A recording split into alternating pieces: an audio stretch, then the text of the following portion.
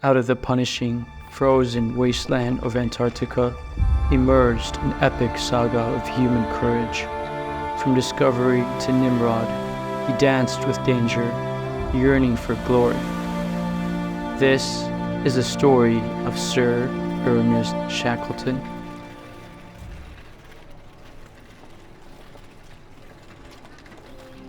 Born under the emerald skies of Ireland in 1874, Ernest Shackleton felt the relentless pull of destiny from his earliest days. The mundane life of school could not contain his restless spirit for long. At just 16 years old, the ambitious lad broke free from confinement to join the merchant navy, escaping to the open ocean to traverse the high seas. He climbed the ranks swiftly, driven by an insatiable inner fire. By the age of 24, he had obtained the skills and mastery to take command of ships, ready to steer wherever the winds of fate might blow. Shackleton was primed for triumph, his gaze set firmly on the horizon, prepared to meet head-on whatever great challenges the future held in store.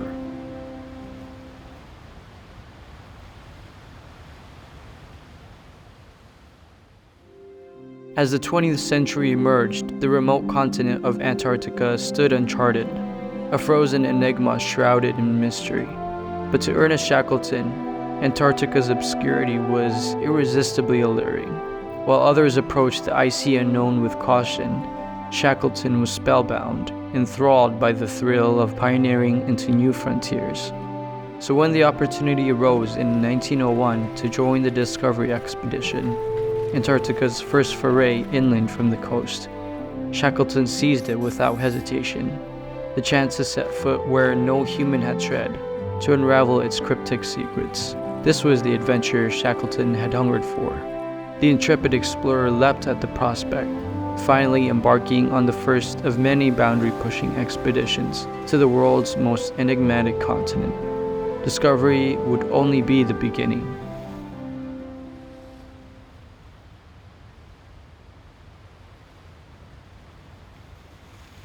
Aboard the sturdy vessel Discovery, Shackleton reveled in the frigid air, undaunted by the bone-chilling Antarctic cold.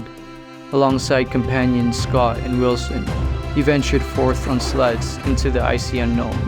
Mile by arduous mile, they forged southward, even farther from the safety of camp.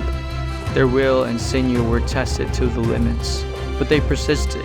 Their grit was rewarded, new records set at 82 degrees south. But the expedition had taken its toll on Shackleton. Depleted and racked with scurvy, his body began to fail. The merciless conditions strained even his hardy heart. Despite his zeal to keep exploring, Shackleton was forced to retreat, bitter disappointment in his eyes. This would not be the defining moment of Shackleton's story. His adventures in Antarctica had only just begun.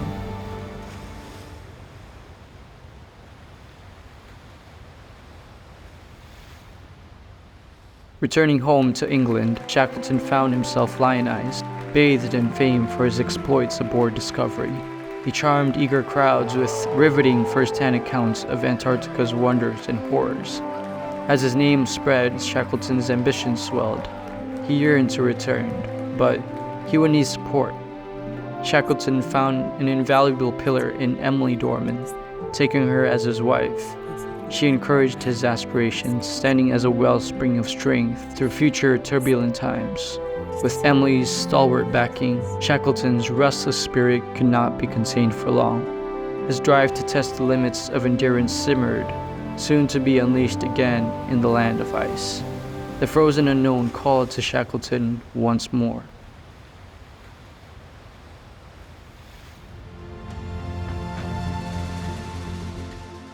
In 1907, Shackleton's restless ambition spurred him to plan an even bolder quest, to be the first to march across the South Pole. But the road was fraught with setbacks from the start. Funding was scarce, delays mounted, yet Shackleton pressed on undeterred. He launched the Nimrod Expedition, a small but determined crew. Together, they made history, venturing further south than any before. Step by step, Shackleton's team inched over the frozen landscape, souls steeled against the elements. Mile by mile they trekked, the South Pole agonizingly close. But with supplies dwindling and hunger setting in, they were forced to abandon the dream, a mere 97 miles from glory. Though the pole remained out of grasp, Shackleton had come closer than any human. True to form, he emerged unbowed in spirit.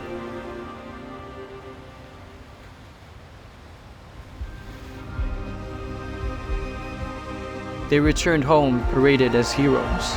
Shackleton was honored with knighthood from the king himself.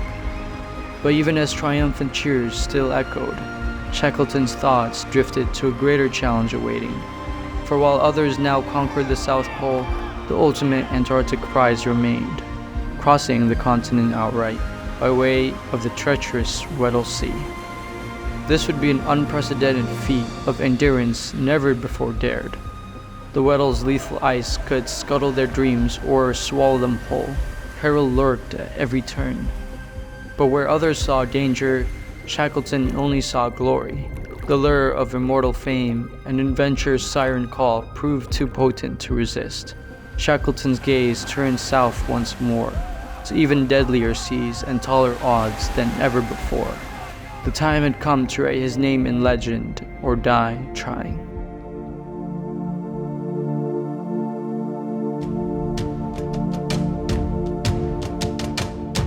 In 1914, the ill-fated Endurance launched under Shackleton's command, sailing brazenly into the Weddell Sea's icy grasp.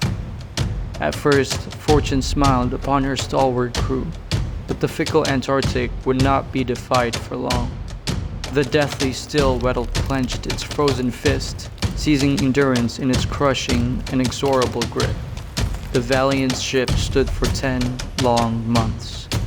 Until at last, the ice ripped off her hull with a deafening roar, splintering planks and beams as icy seawater flooded in.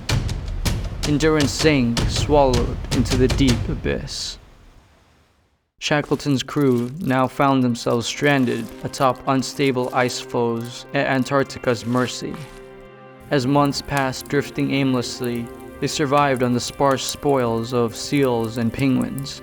The men's mettle was tested daily in the punishing conditions, but hardened by adversity, their resolute spirits would not be crushed, even as the odds stacked against them.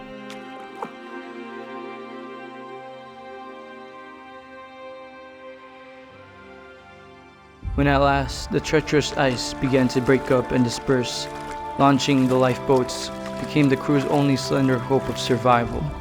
With solemn resolve, they bid farewell to the frozen white wasteland that had been their prison and peril for 1.5 years. Mustering the last of their strength, the man grasped the oars and rowed furiously across the swells. Their destination, a remote frozen speck on the map named Elephant Island. Buffeted by biting winds and towering waves, the tiny boats were helpless specks at the ocean's mercy. Men collapsed with exhaustion, their frost-numb hands bleeding as they clung desperately to the oars. Each mile gained could have been their last, but somehow, powered on raw grit alone, they covered the endless miles, and miraculously, at the limits of human endurance, the craggy shores of Elephant Island emerged from the gloom. They had found deliverance at long last from the cruel Antarctic deep. Shackleton knew there was no time to lose. To survive, they must secure rescue without delay. Selecting 5 tenacious souls, he launched the tiny lifeboat James carried into the raging open ocean. What ensued was an epic 800-mile odyssey of unfathomable danger through some of the most violent and inhospitable seas on Earth. Towering waves smashed over the tiny boat without relent, threatening to shatter her to splinters or swallow the crew into the abyss. Bitter storms unleashed their full fury, as if determined to crush the men's desperate hope. Frost and salt water soaked them to the bone, their food ruined, their bodies pushed to the absolute limits of exhaustion. For 16 nightmarish days, the crew battled the elements, hour after hour, just to keep their boat afloat. Each new sunrise defied the odds of their survival, but, propelled by iron determination, the men valiantly conquered every foe the Antarctic threw its way. They landed at South Georgia's whaling station, finally reaching salvation. But Shackleton's relief was short-lived. 22 loyal men still languished, stranded upon the rocky Elephant Island. He urgently prepared rescue missions, but the thick, impassable ice had other plans. Time and again, over brutal winter months, rescue ships found their paths blocked by Antarctica's icy fortress. The frozen barricade refused to yield, hemming them in day after demoralizing day. As time dragged on with no reprieve, desperation mounted, provisions ran low and morale dimmed on Elephant Island. But the men's flicker of hope refused to be extinguished. Shackleton would not give up the fight.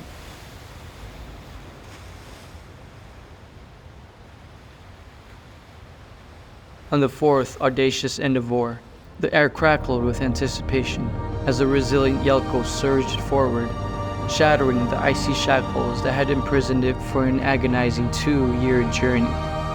Every crew member, their resolve etched by Antarctic trials, stood as a testament to unyielding perseverance. The frigid winds whispered tales of endurance across the desolate expanse, where each crew member had weathered the bone-chilling cold, becoming living chronicles of the Antarctic's unforgiving embrace. The ship, a stoic survivor of polar tribulation, bore the marks of its frozen journey on its sturdy frame.